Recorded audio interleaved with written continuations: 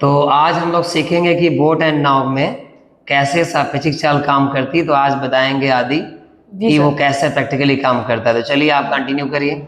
हाँ, तो क्या बोलते हैं, जो नाव नदी होती है तो उसमें क्या बोलते हैं, एक धारा की दिशा में चाल होती है, एक धारा के विपरीत दिशा में चाल होती है।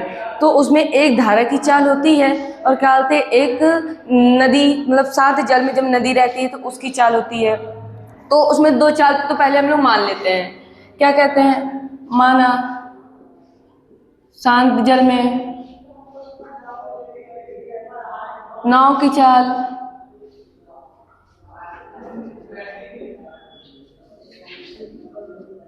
चाल x किलोमीटर प्रति घंटा, और फिर धारा की चाल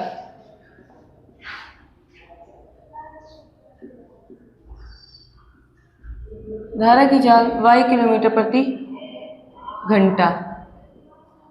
अच्छा जरा ये बताइए कि जब ये आपने शांत नाव मतलब जो शांत जल में आपने नाव की चाल माने हैं, जी सर। इसका मतलब क्या हुआ?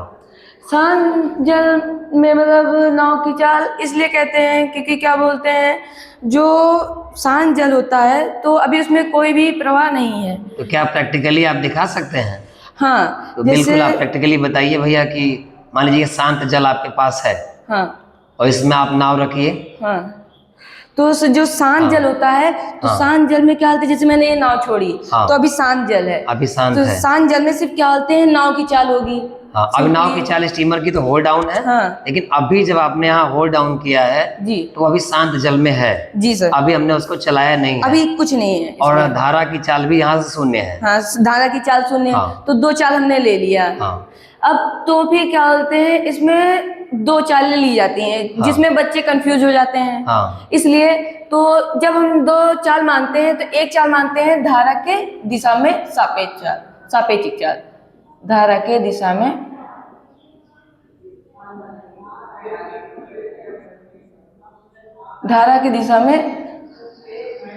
सापेक्षिक चाल।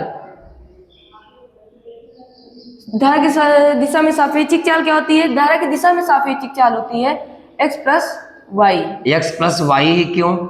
अब x प्लस वाई क्यों, इसके बारे में मैं आपको समझाता हूँ।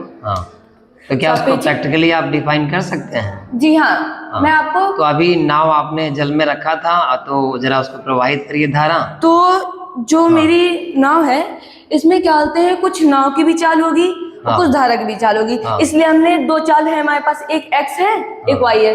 x क्या है? नाव की चाल है हमारी, और जो y क्या है? y हमारी धारा की चाल है जो पानी है। तो अब जैसे मैंने ये नाव पानी में छोड़ी, ठीक है, तो जैसे मैंने अभी इसमें धारा लगाई तो ये कुछ धारा की वजह से गति करेगा। देखिए कुछ गति कर रहा है धारा की दिशा में। अब इसलिए अब इसमें दोनों की चाल जुड़ेंगी। अगर कोई नाव इसमें, अच्छा फिर से नाव रखिए और उसको धारा की चाल में जरा लेके जाइए। जी हाँ, देखिए जैसे ये शांत है अभी और मैंने धारा लगाया तो ये कुछ आगे बढ़ा, फिर धारा लगाई कुछ आगे बढ़ा। इसमें जो नाव की चाल भी होती है, हमारी कुछ नाव की चाल होती है और कुछ धारा की चाल होती है। जब दोनों चाल मिलते हैं तो हमारा ये धारा की दिशा में सापेक्षिक चाल हो जाता है। बोट की कुछ नाव तो मतलब नाव की चाल तो कुछ ना कुछ थी।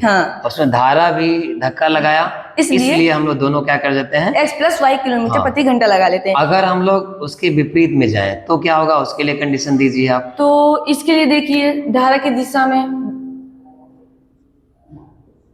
धारा के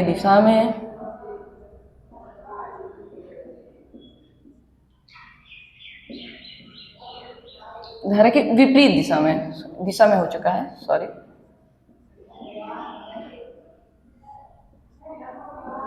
विपरीत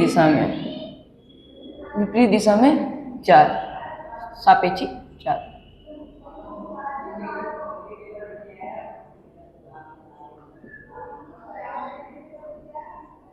x माइनस वाई किलोमीटर प्रति। अच्छा इसमें x माइनस वाई ही क्यों लिखा जाता है? जी हाँ, यहाँ प्लस नहीं लिखा जा सकता? नहीं, यहाँ प्लस नहीं ले सकते। जो हमने यहाँ पे पहले ही मान लिया था कि शांत जल में नाव की चाल x है और जो क्या बोलते हैं धारा की चाल है y है। तो जब हम शांत जल में जैसे अब नाव को रख रहे हैं, ठीक है, तो ये कुछ गति से चलेगी और जब हम धारा विपरीत दिशा में देंगे तो ये पीछे उसकी चाल घटेगी, तो ये स्लो होगा। तो इसकी चाल क्या हो जाएगी, कम हो जाएगी। तो इसी बच्चे कंफ्यूज हो जाते हैं कि क्या बोलते हैं कहाँ पे हमें प्लस लेना है, क्यों प्लस लेते हैं धारा की दिशा में, क्यों विपरीत लेते हैं, विपरीत में माइनस लेते हैं। तो इसका सीधा कॉन्सेप्ट है कि धारा की दिशा में जब सापेक्षिक चाल होती है तो कुछ धारा की भी चाल होती है, जो अभी मैंने आपको समझाया, और कुछ क्या बोलते हैं नाव की भी चाल होती है, जिससे वो और आगे बढ़ जाता है, जिसकी चाल बढ़ जाती है।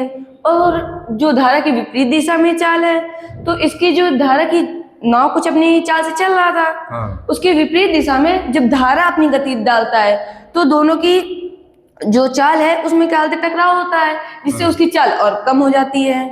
इसलिए बच्चे कंफ्यूज ना हो, इसलिए हम x + y और x - y के रूप में हमने क्या आप सारे बच्चों को समझ में आ गया है? हाँ, मेरा तो सोच यही है कि आप सबको समझ में आ गया होगा, इसलिए सीधा से कॉन्सेप्ट इसलिए इसको लिखा जाता है। हाँ, तो ऐसे ही सवालों को सीखने के लिए आप बिल्कुल हमारे संस्था से जुड़िए। जीवन एग्जाम क्लासेस हमारी संस्था है, इससे आप जुड़िए और बेहतर कुछ करने के लिए सोचिए।